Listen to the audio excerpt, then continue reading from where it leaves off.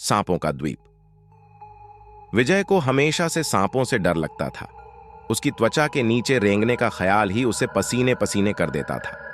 लेकिन जब उसकी नाव एक भयानक तूफान में फंस गई और वो किसी तरह बचकर एक अनजान द्वीप पर पहुंचा, उसे अंदाजा नहीं था कि उसका सबसे बड़ा डर हकीकत में बदलने वाला है। द्वीप पर कदम रखते ही विजय को अजीब सी बेचैनी महसूस हुई।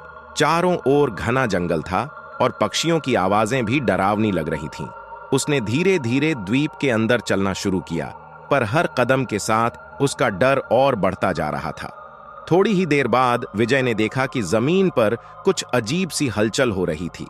उसने ध्यान से देखा तो उसकी रूह कांप उठी। जमीन पर दर्जनों सांप रेंग रहे थे। वो तुरंत पीछे हटना चाहा, लेकिन उसके पैर मानो जम गए थे। विजय ने अपने आप को संभालने की कोशिश की और जल्दी से भागने लगा। भागते भागते वो एक छोटे से गुफा में पहुंचा और वहां जाकर ठहर गया। पर उसके भीतर की बेचैनी कम नहीं हुई। गुफा की दीवारों पर भी छोटे छोटे सांप रेंग रहे थे।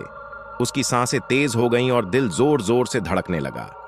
उसने किसी तरह से अपने आप को शांत किया और वहां से निकलने का रास्ता ढूंढने लगा। जंगल के दूसरे हिस्से में जाकर उसे थोड़ी राहत मिली, लेकिन ये राहत ज्यादा देर तक नहीं रही।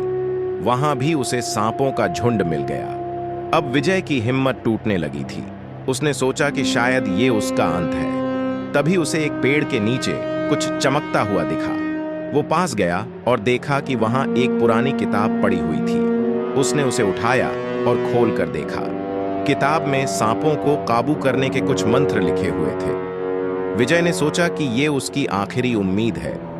उसने उन मंत्रों को पढ़ना शुरू किया। धीरे धीरे सांप उसके पास आना बंद हो गए। विजय को थोड़ी राहत मिली। उसने जल्दी जल्दी मंत्र पढ़े और धीरे धीरे द्वीप से निकलने का रास्ता खोजने लगा। आखिरकार विजय ने एक छोटी नाव ढूंढ ली और वहां से भाग निकला।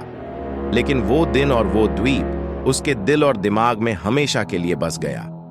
उसने एक बात समझी कि डर से भागना नहीं चाहिए, बल्कि उसका सामना करना चाहिए।